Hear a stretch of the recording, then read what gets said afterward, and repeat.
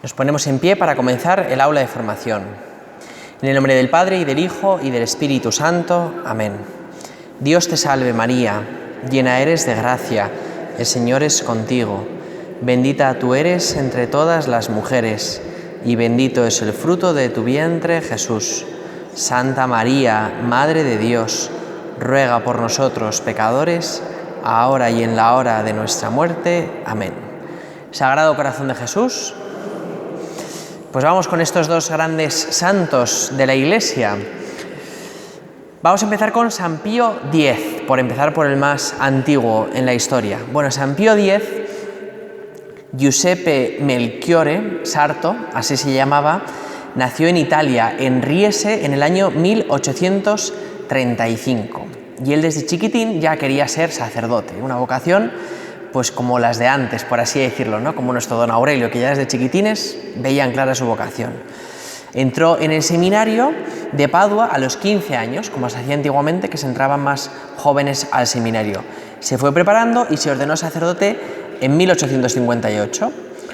Empezó su vida como sacerdote, entonces empezó como capellán en Tómbolo, aunque era capellán otros tiempos, ¿no? Uno se imagina otros tiempos, ¿no?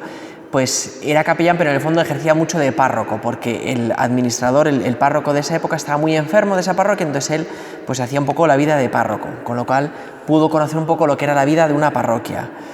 Después fue nombrado arcipreste de Salzano, en Treviso, arcipreste, pero a la vez encargado de una parroquia, y entonces se encargó de restaurar esa parroquia que estaba muy descuidada, y también ayudó a la ampliación y el mantenimiento de un hospital que estaba muy cercano, pero con sus propios medios. Es decir, Sarto, el Papa Sarto, como se llamaba,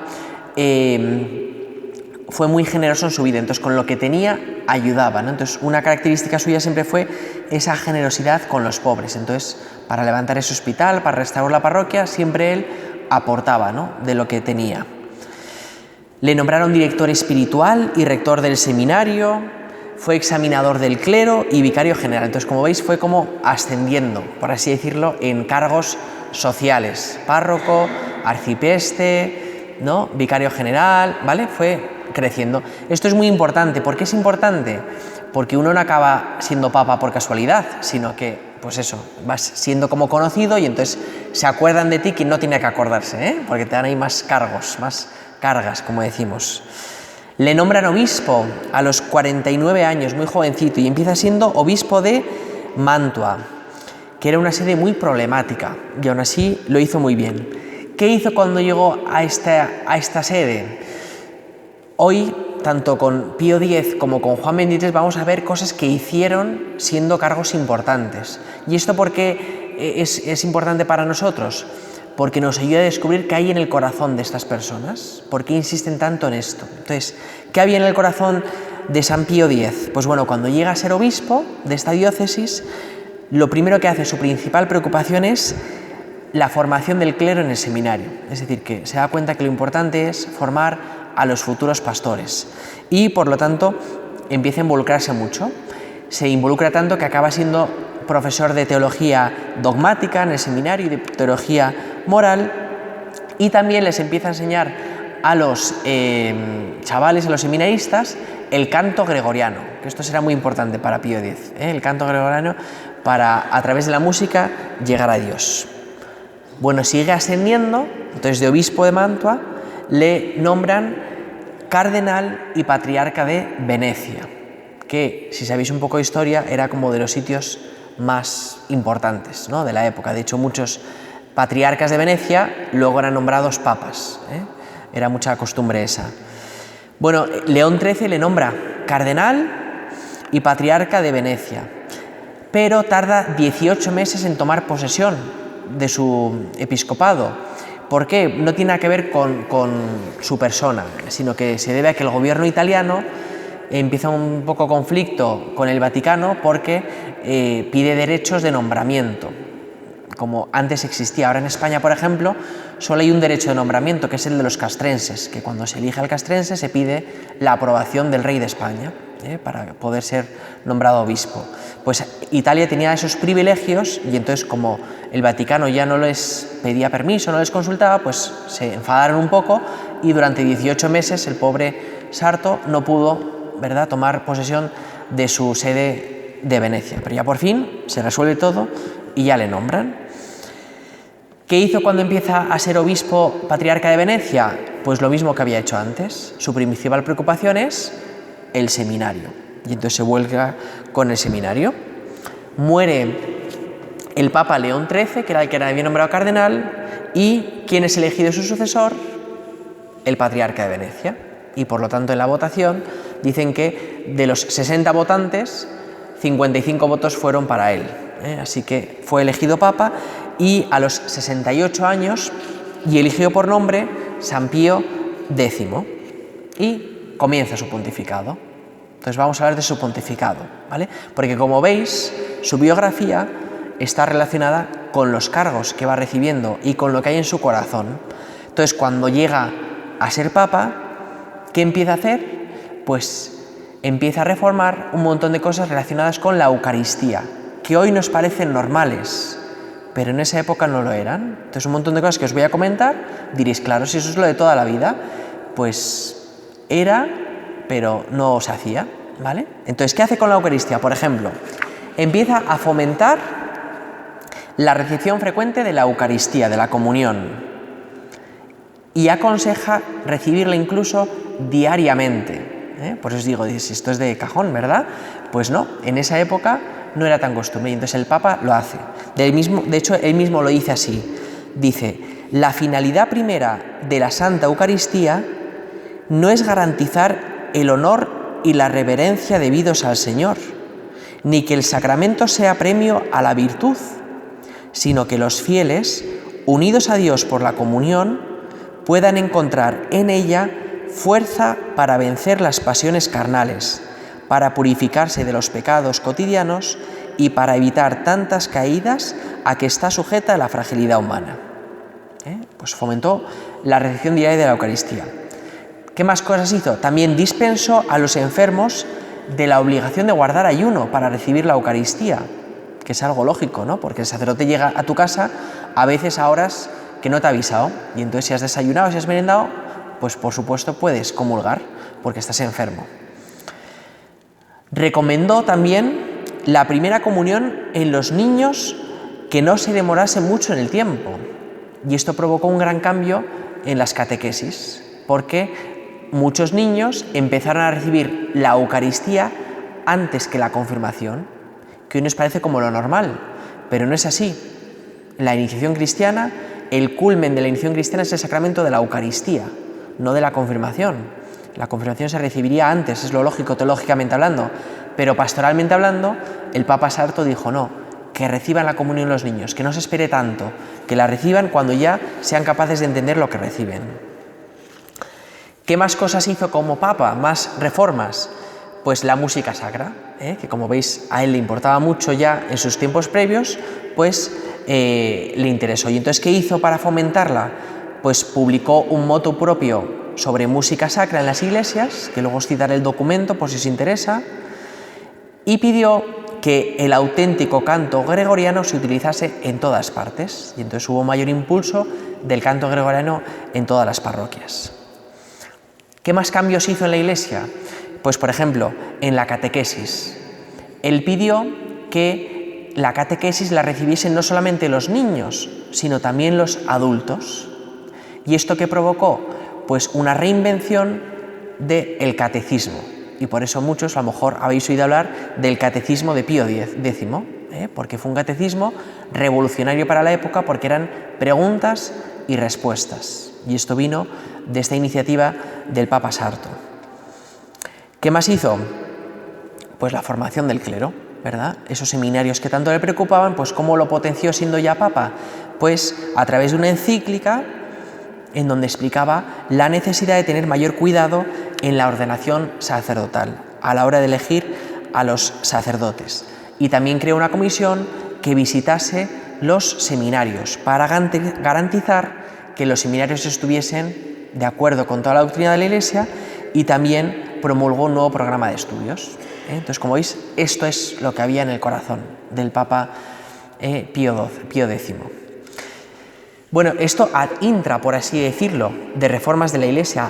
Ad extra, ¿qué hizo hacia afuera? Pues bueno, en esa época en la que estaba el Papa, existía el peligro del modernismo, que son de estas tendencias de pensamiento que en esa época existía. Y entonces él hizo 2 grandes escritos luchando contra el modernismo. Es como si hoy día dijésemos las ideologías, ¿no? Pues que están como muy en boga, ¿no? Pues en esa época era el modernismo, una corriente, ¿verdad?, que alejaba a muchos de Dios. Y entonces, ¿qué hizo? Pues publicó el decreto Lamentabili, se titula así, pero es conocido como el Sílabus de Pío X, en la que sentencia 75 proposiciones condenando el modernismo. Y también publicó, el segundo escrito fue una encíclica que se llama Pascendi, en la que exponía y condenaba el sistema modernista. ¿Por qué esto es importante?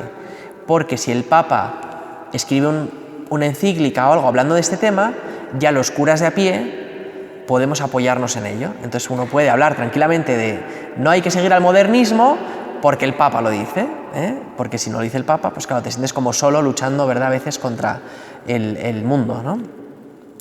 ¿Qué más cosas hizo? También hizo un nuevo código de derecho canónico, pero él no lo vio finalizado, porque eso es una tarea más larga, y entonces lo vio el siguiente Papa finalizado.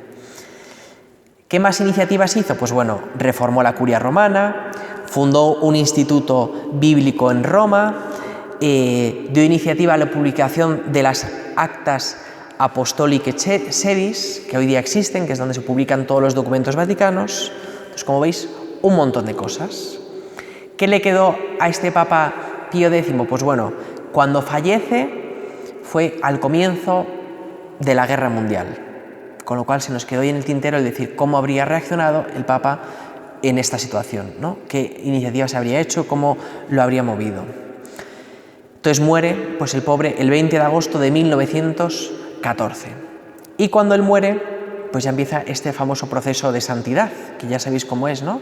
Y entonces él, cuando estaba en vida, le decían: Papa, a usted le llaman el Papa Santo, porque se veía que era una persona que transmitía mucha santidad. Y entonces él respondía de una forma siempre cómica, ¿no? Él decía: no, yo no soy el Papa Santo, yo soy el Papa Sarto, por su apellido, ¿verdad? Bueno, pues muere y su beatificación ocurre en el año 1951 y su canonización en el año 1954. Entonces, como veis, entre la beatificación y la canonización pasó solo 3 años, porque pues ya tenía mucha fama de santidad y por lo tanto ya la gente le encomendaba muchos milagros. Esta es la vida de Pío X. ¿Qué documentos importantes, por si queréis leer alguno de él, de estos que sacó? Pues bueno, el motu propio de la música sacra se titula Trale Solecitudine. Lo digo así un poco castellanizado, ¿vale? Trale Solecitudine. Sobre la comunión frecuente, pues el decreto que se llama Sacra Tridentina Synodus. Sobre el modernismo, pues los dos que os he dicho, el Lamentabili sine exitu y la Pascendi Dominici Gregis. Y sobre el clero, la Aerent Animo, ¿vale? Estos son un poco la vida de Pío X. Pasamos a San Juan XXIII, a ver su vida, ¿vale? Luego, si os parece, si hay alguna pregunta, la hacemos todas al final, ¿vale? Y así no interrumpimos. San Juan XXIII, Angelo Giuseppe Roncalli. Nació en 1881 en Soto il Monte, que estaba en Bérgamo. Cuarto de 13 hermanos. ¿Qué ocurre con él? Algo parecido a San Pío X. Él desde chiquitín ve su vocación clara, quiere ser cura y a los 11 años ingresa en el seminario de Bérgamo. Es admitido en la orden franciscana seglar con 16 años y gracias a una beca que recibe de la diócesis de Bérgamo le permiten ir a cursar sus estudios al Pontificio Seminario de Roma, que se va del 1901 al 1905, 4 años. En esos 4 años también hizo el servicio militar, que era obligatorio. Fue ordenado sacerdote a los 23 años y entonces empieza su vida sacerdotal. Como habéis visto, San Pío X, podríamos haber dicho que vivió como párroco, ¿verdad? Más o menos, aunque fue el rector del seminario y cosas de estas, pero vivió mucho a pie de calle en la diócesis. El pobre San Juan XXIII podríamos decir que fue un diplomático, por así decirlo, porque como veréis, continuamente estuvo el pobre en despachos, por así decirlo. Pero un corazón de pastor muy grande tenía, como también vais a ver. Entonces se ordena sacerdote y le ordenan secretario del obispo de Bérgamo, cargo que desempeña durante 9 años. ¿Qué es ejercer como secretario de un obispo? Pues es llevar los papeles del obispo, acompañarle a las ceremonias, ¿no? O sea que el pobre pues apoyaba mucho al obispo, estaba ahí muy pendiente, colaborando en todo lo que podía. Además de este cargo, le hacen profesor de historia, patrología y apologética en el seminario. También en 1910, mientras es secretario, le nombran, en la reordenación de los estatutos de Acción Católica, le confían la sección de mujeres católicas, la sección quinta, con lo cual ahí tendrá su nicho de pastoral, el único que podía trabajar el pobre, ¿no? 1915 entra en guerra y entonces es movilizado como sargento de sanidad, con lo cual va, por así decirlo, ¿no?, a la guerra a colaborar allí en las labores. ¿Dónde le ponen? Le ponen de capellán castrense en los hospitales militares de retaguardia y ahí se encarga de la asistencia espiritual y moral de los soldados. Durante ese tiempo funda la Casa de los Estudiantes dedicada a la pastoral estudiantil, es decir, que en medio de su secretariado, la guerra y todo esto, pues también tiene estas iniciativas pastorales. Y le nombran rector del seminario espiritual. Director espiritual del seminario, en el año 1919. Con lo cual, como veis, su nombre empieza a ser sonado, porque ha sido secretario de un obispo, con lo cual, pues en la diócesis ya es muy conocido. En el tiempo de guerra, pues nada, se ha dedicado a ayudar a los soldados y cuando acaba la guerra, pues director espiritual del seminario. ¿A quién nombras director espiritual de los futuros sacerdotes? A alguien en quien confías mucho, entonces en él confiaban. Y solo 2 años después de recibir este nombramiento, le mandan a la Santa Sede a trabajar. Y empieza su etapa diplomática, la que os he dicho. ¿Cómo empieza? Pues primero le nombran presidente para Italia del Consejo Central de la Pontificia Obra para la Propagación de la Fe. Es decir, un cargo parecido a nuestro antiguo párroco. Como OMP, España, que es José María Calderón, pues algo parecido de presidente de Italia, propagación de la fe, que es como las misiones del Papa, por así decirlo. Y entonces ahí empieza, pues eso, a entender un poco el mundo de las misiones. En el 25, es decir, pues 4 años después, le nombran visitador apostólico para Bulgaria.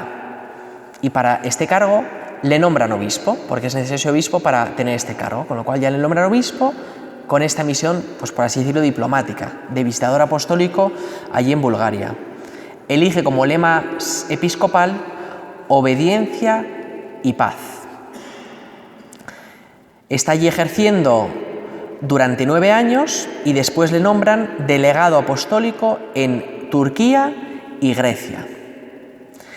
¿Y qué ocurre mientras está ahí de delegado apostólico? Pues que estalla la Segunda Guerra Mundial y él, en Grecia, que es muy devastada por los combates, gracias a este cargo que tenía diplomático, entre comillas, permite que muchos judíos puedan salvarse a través de estos visados de tránsito que él emitía desde su delegación. Es decir, que aunque os he dicho que su labor era de despachos, pero él, como veis, estaba fuera del despacho, ¿no? O sea, él se dedicaba a estar a pie de calle siempre con la gente. Acaba la Guerra Mundial y en el año 44 le nombran nuncio apostólico en París. Bulgaria, Turquía, Grecia, París, como veis, una vida muy viajante. Y en el año 53, 9 años después, le nombran cardenal y patriarca de Venecia. Así que ya sabéis cómo va a seguir la película, ¿verdad? Patriarca de Venecia, futuro papa. Pues muere Pío XII Y 5 años después de ser cardenal y patriarca de Venecia, pues hay cónclave, ¿y quién sale elegido? El Papa San Juan XXIII, que era el patriarca de Venecia. Tenía 77 años, con lo cual le nombran un poco para transición. Como hemos tenido un papa largo, pues ahora un papa así mayorcito para un poco de transición. Como papa estuvo solo 5 años, pero lo que hizo de transición nada. Él hizo grandes cambios en la Iglesia. Entonces, ahora vamos a empezar a ver qué hizo como papa, es decir, su corazón, qué era lo que llevaba en él, qué fue las reformas, las cosas que hizo. Pues vamos con ello. Fue murió en el año 1963, fue declarado beato en el año 2000 y canonizado en el 2014 sin milagro, que luego os lo voy a contar sobre su canonización. Bueno, una anécdota sencilla antes de seguir con sus cosas de papa. Cuando él era patriarca de Venecia, se enteró que en su diócesis había un cura pues que no estaba viviendo bien su ministerio y que estaba yendo pues frecuentando sitios no apropiados para un cura, ¿no? Cada uno entendamos lo que entendemos, ¿verdad? Y entonces cogió este patriarca de Venecia y dijo, oye, esto no puede ser, voy a ayudar a mi sacerdote. Y entonces se fue un día a uno de estos lugares que frecuentaba el sacerdote y se quedó ahí en la puerta esperando a que apareciese. Y cuando apareció, claro, el pobre le chocó ahí ver a su obispo, ¿no? ¿Y quiere usted algo? Sí, quiero que me acompañes a mi sede episcopal. Entonces le acompañó, ¿no?, a su casa, y allí en su casa el patriarca se puso de rodillas y le dijo, quiero que me confiese. Se confesó con el sacerdote y al acabar esa confesión le dijo lo siguiente: hijo mío, me gustaría que reflexionases acerca del don maravilloso que Dios te ha dado, de perdonar los pecados a los hombres, incluso a tu mismo arzobispo. Que esto te anime a evitar lo más posible el pecado en tu misma vida y como gratitud a Jesucristo. Y este sacerdote pues se ve que, conmovido por esto, pues volvió por el buen camino. Pero una anécdota así para que conozcáis un poco cómo era su corazón. Bueno, comienza su pontificado. Y entonces, ¿qué hizo así de novedoso él en su pontificado? Pues, por ejemplo, fue el primer papa en muchos años que empezó, ya sabéis que el papa es obispo de Roma, entonces ejerció de obispo y se dedicó a visitar todas las iglesias de Roma, ¿vale?, como buen obispo en su diócesis. Eso fue novedoso. ¿Qué hizo también así de novedoso? Pues en Navidad, por ejemplo, visitó a los niños enfermos de los hospitales.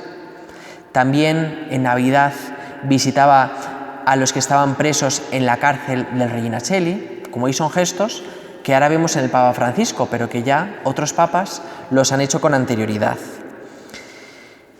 Su primera medida, cuando entró en el gobierno, fue polémica, porque lo primero que hizo fue bajar el sueldo a los de la curia, por así decirlo.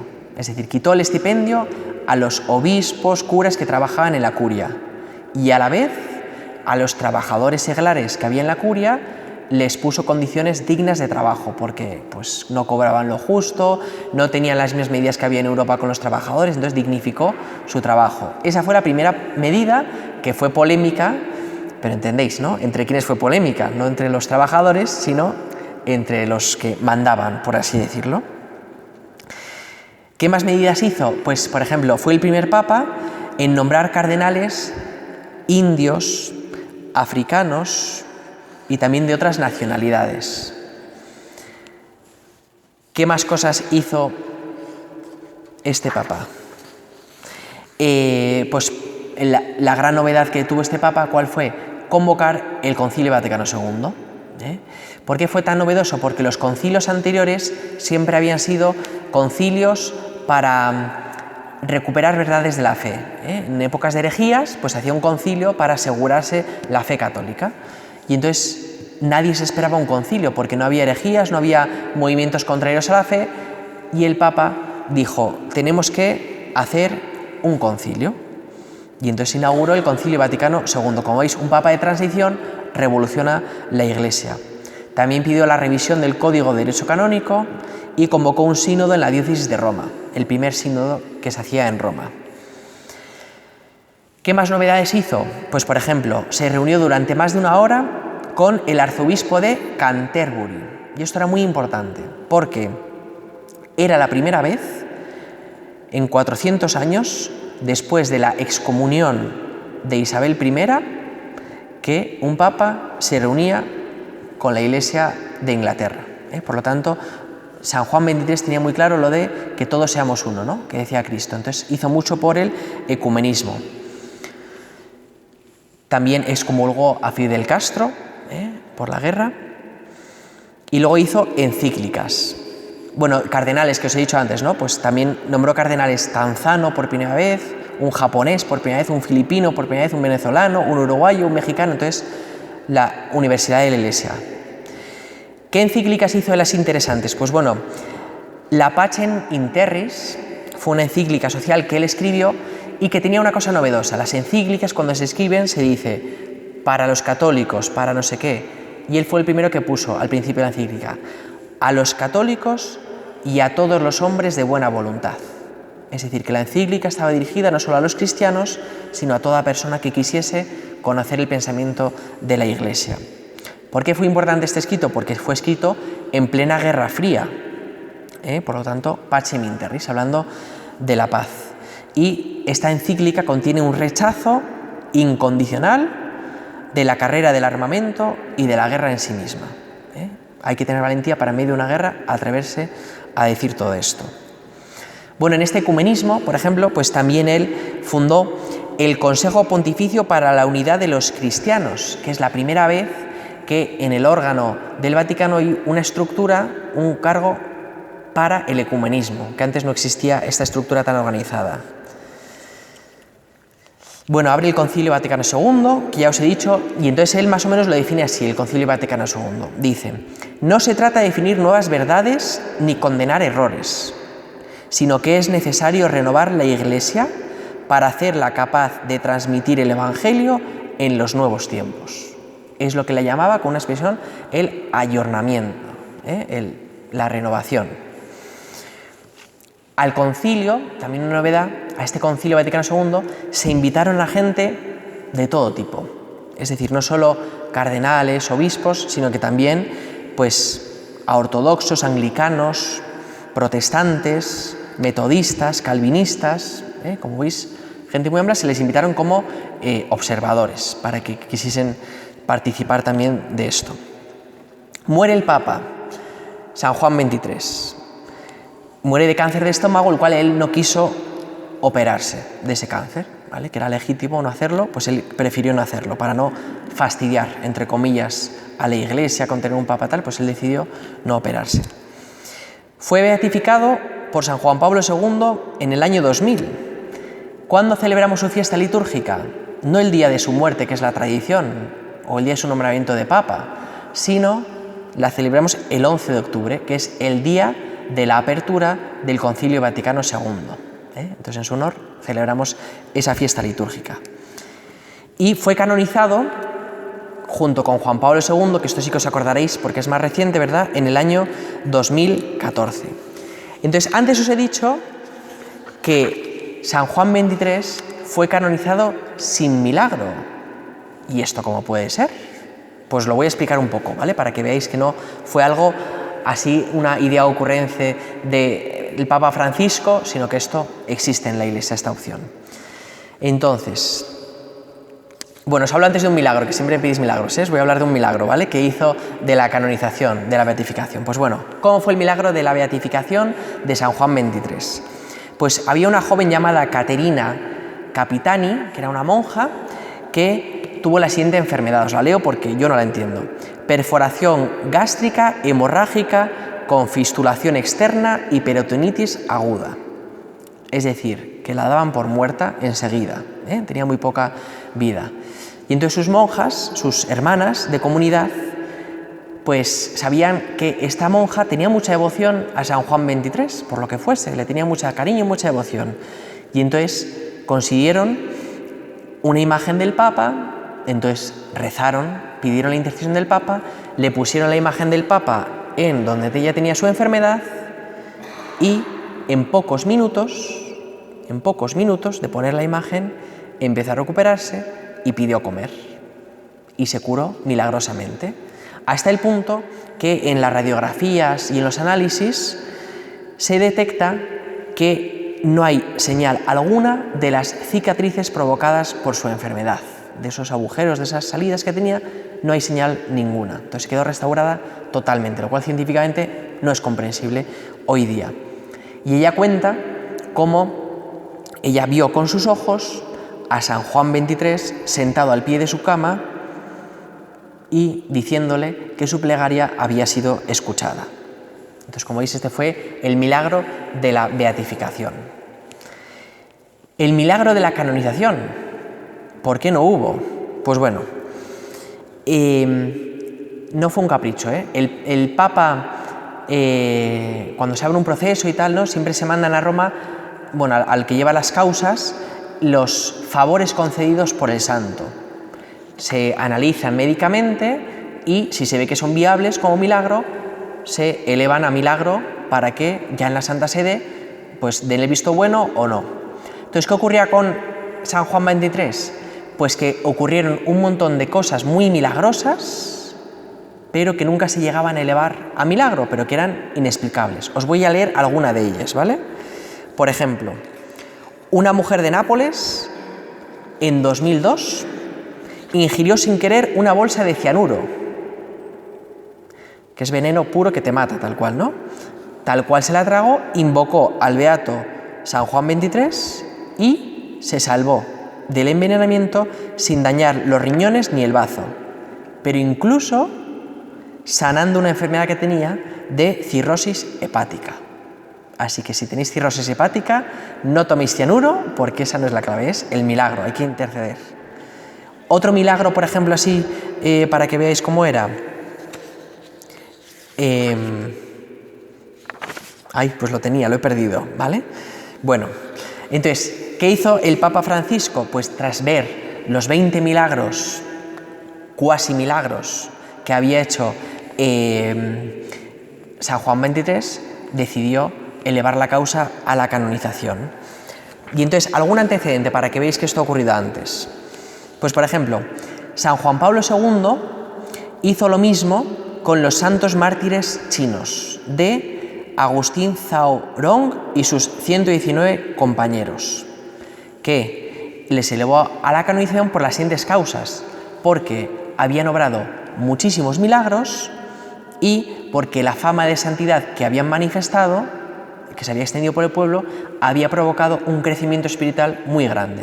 Y entonces, si uno ve que obra milagros y que la gente quiere ser más santa por seguir su ejemplo y porque inspira a otros, dice, aquí hay algo muy serio, ¿no? Entonces, pues eso llevaron al Papa, ¿no?, esa fama signorum se llama, fama de signos y milagros, a elevar a su causa. En el caso de San Juan XXIII, ¿cuál fue el motivo? Pues primero, que habían pasado 50 años desde que fallece, que esto es importante, porque cuando alguien fallece, todos, ¡ay, qué bueno es!, ¿no?